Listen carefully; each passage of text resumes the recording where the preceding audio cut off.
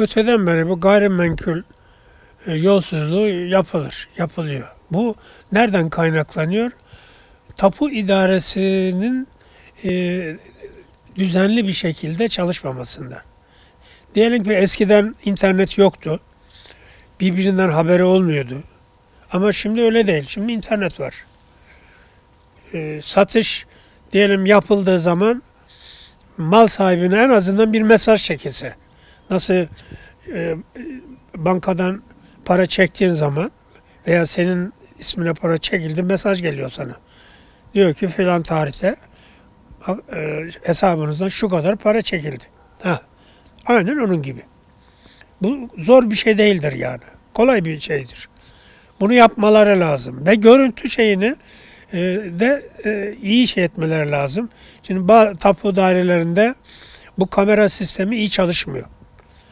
Biz yargılamalarda istediğin zaman alamıyorsun şeyi.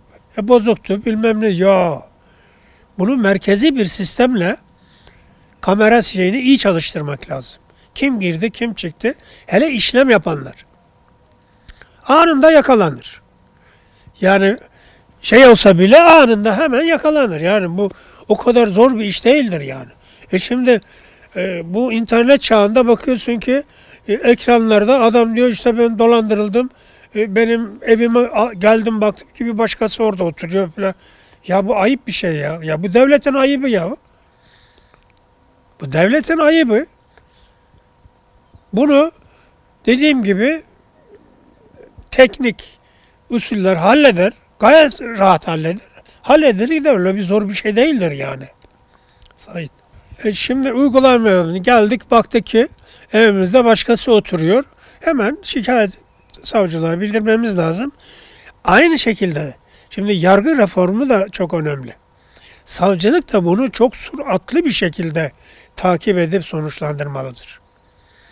O ihbar gelir gelmez bütün şeyler, teknik kaynaklar hemen harekete geçmesi lazım. İnterneti bilmem nesi falan 2 dakikada şey edilir.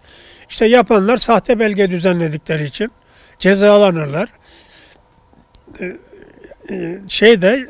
İşlemde iptal edilir. Yani o yapılan işlem iptal edilir. Şimdi tapularda da sıkıntı var. Bazı memurlar dışarıdakilerle bir oluyorlar, anlaşıyorlar. Bu sahte işlemleri yapıyorlar. İşte bunun için bu mesaj sistemi çok önemli. Anında mal sahibine mesaj gitmesi lazım. O bir. İkincisi kamera sistemi. Kim yap? Yok bozuldu falan yok.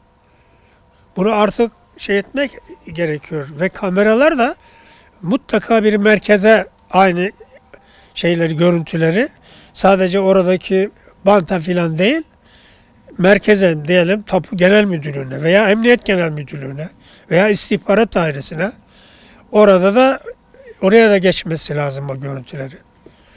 Bu zor bir şey değil yani. Eğer hala yapılıyorsa bu devletin şeyidir. İhmalidir. Yönetimin ihmalidir.